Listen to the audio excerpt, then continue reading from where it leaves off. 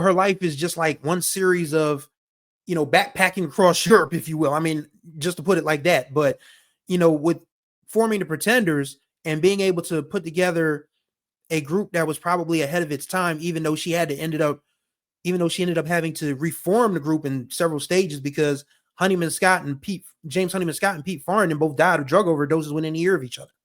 So you lose your bassist and your lead guitar guy to heroin. Man, Smack was no joke. I mean, we talk about cocaine, we talk about crack. I mean, we talk about, but heroin was just as bad.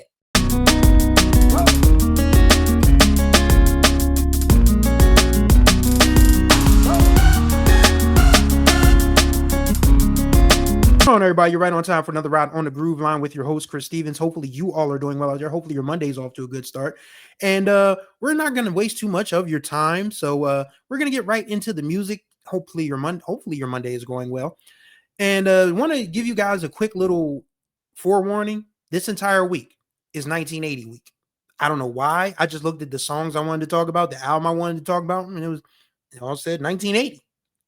Okay, so we're gonna we're gonna do the genesis of the 80s this week, and it's gonna be wide ranging. So don't expect this to just fall under the R&B category or the jazz category or the funk category. In fact, this song we're talking about today is neither of those things. We're talking the Pretenders and their debut album, which came out in January of 1980, and Mystery Achievement is the song we're talking about today. And that song, I didn't hear that song until I was a good and grown adult. I'm going to tell you where I heard it first.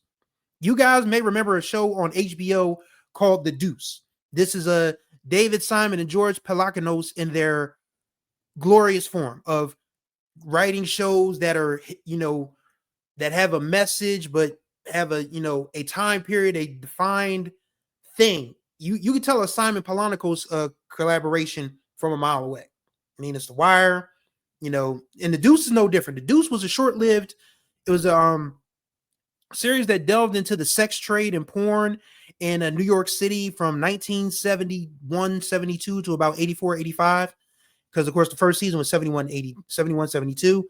Second season was 77, 78. Third and final season was 84, 85.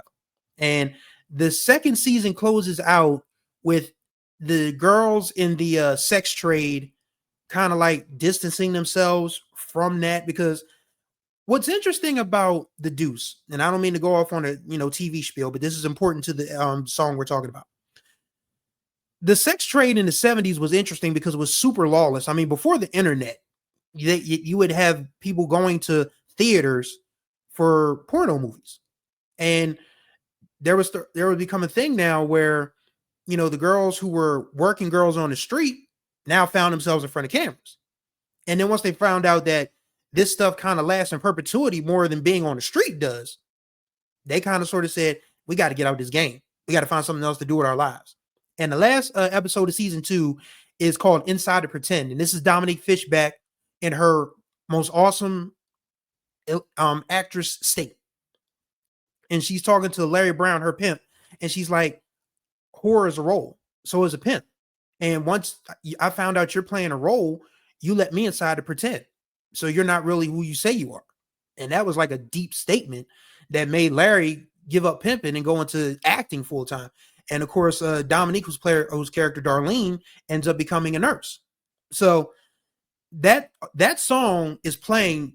Mystery Achievement is playing while everybody else is partying, and the girls are moving on with their lives. Some pimps are moving on, and it's you got to watch it to get it. But that was the first time I'd heard that song, and I was like, I get why. I don't understand, but then this song slaps. This is the first time I've heard it. Now I start hearing every day, and I just tried to Google that to the best of my ability, and then I heard. Then I went back and watched the episode. Then I heard Mystery Achievement. Then I just typed in Mystery Achievement, and the Pretenders popped up. I was like, oh, okay, all right. So I went and hit Spotify and listened to it in full, and it was like, God damn, this is a slapper. And I'm not a real big rock fan. I'm not gonna hold you, but Mystery Achievement is one of the great discoveries of my adult life, because I still have yet to get into the Pretenders full catalog, because of course there was a lot going on around that band even as they were starting. But what I love about Mystery Achievement is just the instrumentation of it. Like, you have, Chrissy Hind